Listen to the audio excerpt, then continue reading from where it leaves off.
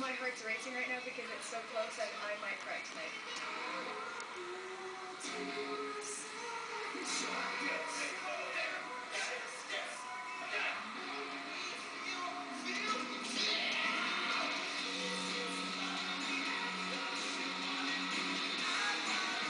Alright, first show.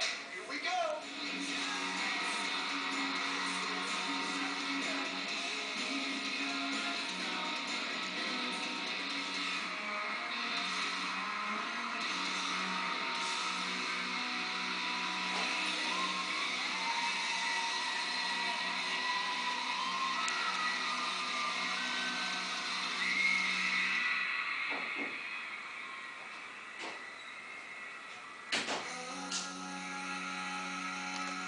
Favorite part about being on tour, that first 2 minutes before I'm on stage and I can hear people just getting excited, and that's kind of what gets me excited. Playing shows is the best thing on tour for sure, because it's fun. You make people happy, and they make you happy. The tour that we're about to start is called the Face the Music Tour. It's the first time that we have done a cross-Canada arena tour. Something about your own show. When people are buying a ticket, they're coming out to see you, like that. There's something about that means a lot.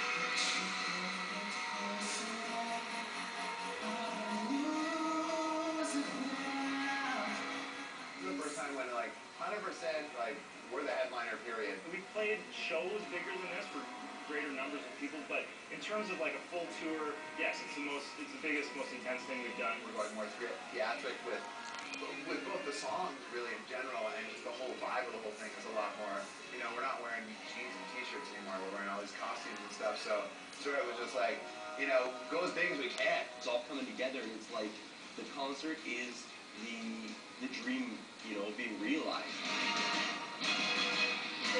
Nobody told ya this is gonna fold ya.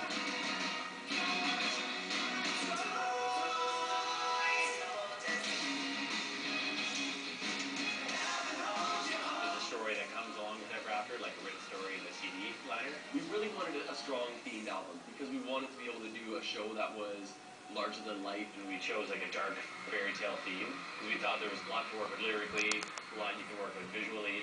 The album being one solid piece of music where it starts, no breaks, and working as a soundtrack to a sort of story. I sort of wrote this fairy tale that went inside the album, and it was like, well, let's figure out a way that we can translate it to the show. So it's not just a concert, it's like a play. Basically, as a protagonist, getting lost in a strange world, and then having this heroic rescue of the people in this land, and then also the problem of trying to get back home. How do you get out of this place? This story kind of follows that.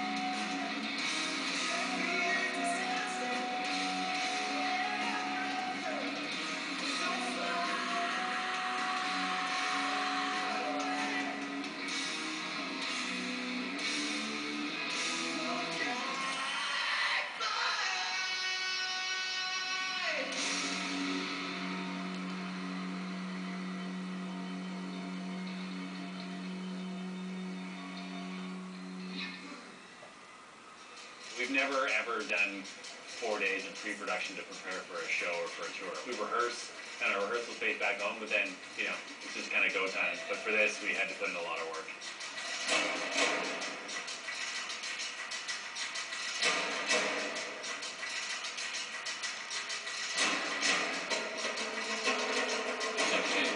One, two. One. It's very opposite of what I'm trying to portray. This flesh-colored microphone. Thank you for helping me accomplish this.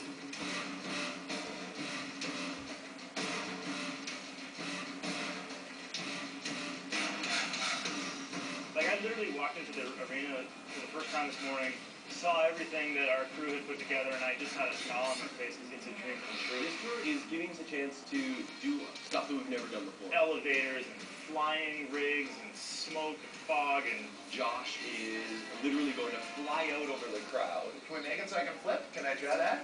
I wonder if I can sing one day. we are incorporating a much bigger stage with catwalks, different levels. We've got an amazing lighting rig and the world's best sound system. We've made basically 10 minutes of a movie and split it up into 4 segments, so it's like act 1, 2, 3, and then sort of like the epilogue of the ever after story. And then the cool thing is, obviously, we can use that as time to change costumes or change around things or, set up the next cue and stuff. So it's a twofold thing. Like, it helps us, but it also helps the show because, they get to see the whole story of the album and stuff, or at least I hope they do. I can't believe this is our show. We're finally at this point.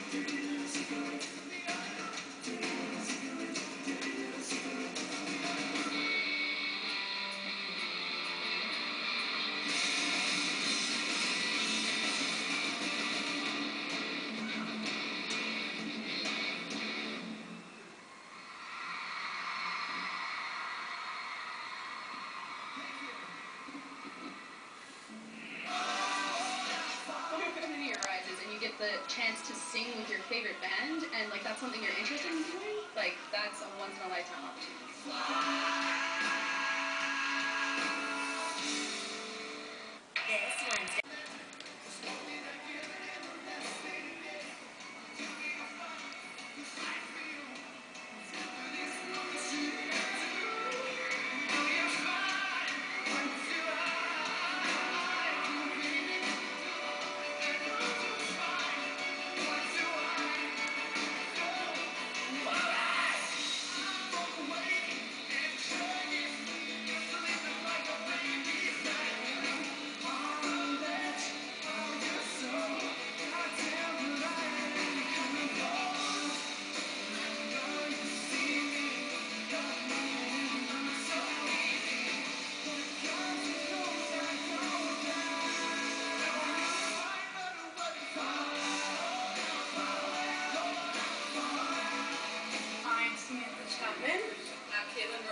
And today we will be singing with Mariana's Trench on stage as their choir. We have decided with the show to incorporate our fans a little bit, get them involved, let them have a chance to be part of this show. We held a contest where any sort of choral, vocal group, choir, whatever, could submit a videotape of them singing Fallout and Stutter, and they posted it up on YouTube, and we had a look at all these entries and picked some regional winners, and what we're going to do is bring these groups down and bring them out on stage with us, so that A, we have the backing of a wicked choir, and B, that these people can come up and experience what it's like to be in our shoes in front of all these screaming, adoring fans. It's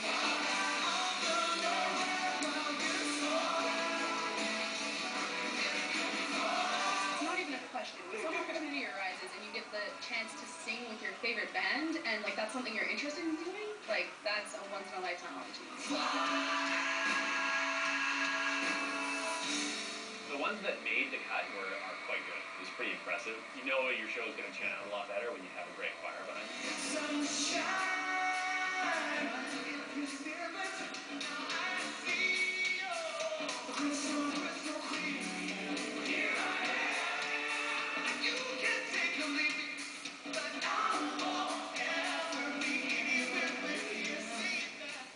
Stutter itself has, we had a gospel choir on the real session, on the recording. So it was kind of like, how can we recreate it live? And also just the visual of it. You can take whatever you want and have it coming off tracks or whatever, and that's what some people would do. But it's kind of cooler to just have people up there. And if there's people that want to do it, let them do it. And we got room on the stage, and it's fun for me. Matt and I were both in choir and stuff, and we never got to do anything cool, like go and play in a big arena show with a rock band, and that's probably fun. Like, you know what I mean? I would have thought that was fun when I was 14 if I got to do that. So I think it's cool to like try and involve people where you can.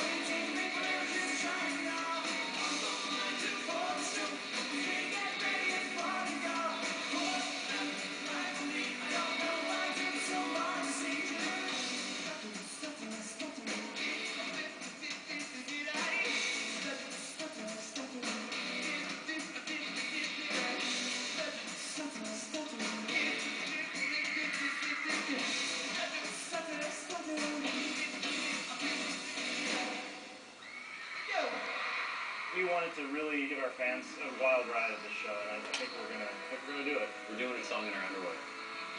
Song in the undies. Tighty whities, gotta come out, kids. I don't mind telling you kids at home, I am double bagging it on the tighty whities when I'm playing live. I'm wearing 2 pairs just in case. You don't want to be out there in front of like 10,000 people and have like, hello, sunshine, you know what I mean? You don't have it.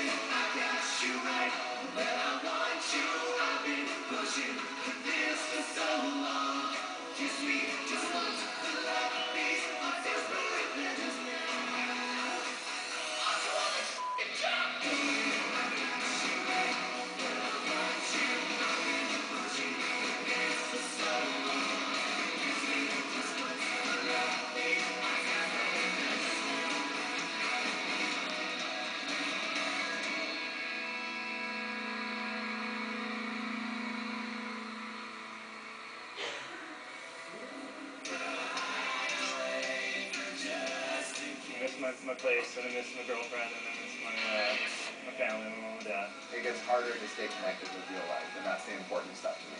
Congratulations on going platinum forever after! Best day ever.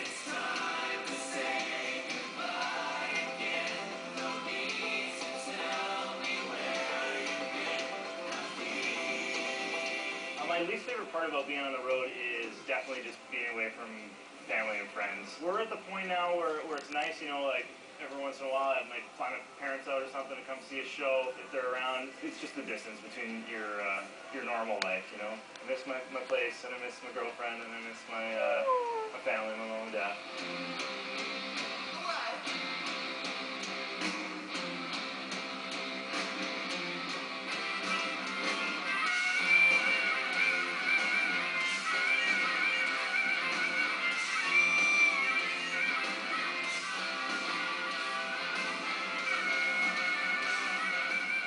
Sleeping sucks. It's hard to sleep on the bus sometimes. You go around a corner, you go around a bump. Roads in Canada, a lot of the times, you know, because of winter, they're not that great. So you can feel my IQ dropping as we progress on tour. I'm not kidding. I'm like, wow, I'm getting really dumb. Because you just lack of sleep. It's just, you can feel your intelligence diminish.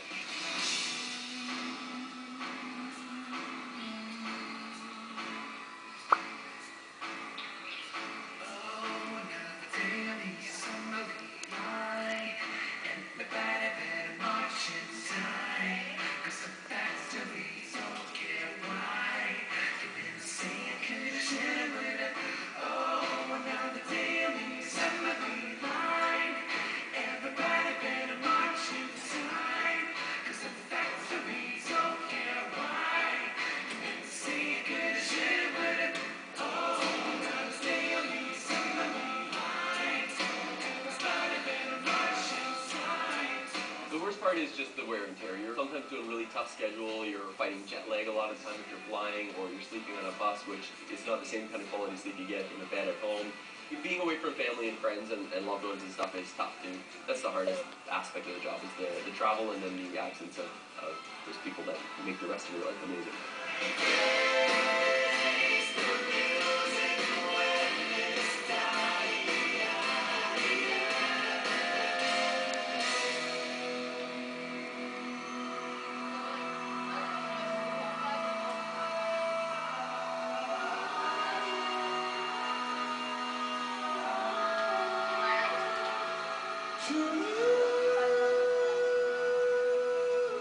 Being on tour all the time is hard because by the end of the year I probably will have been gone from home like 8 months out of the year or 7 months out of the year, and like it's really hard to just keep like your relationships going, romantic, friendly, family, otherwise, like every connection, because you come home and it's tough because you're not in that routine with your friends where like you see them on a daily basis because you're never home. They never even know when you're gonna be home. It's a hard thing to then come home and just jump back into everybody else's life. You know what I mean? Like that's a really tough thing to do, and you just kind of really have to make an effort to like keep in touch with people and stuff. And it's a lot harder than people think it is. You get disconnected from real life, and this isn't real life. You know what I mean? Catering and like, personal assistance is not real life. You know what I mean? And it gets harder to stay connected with real life, and that's the important stuff.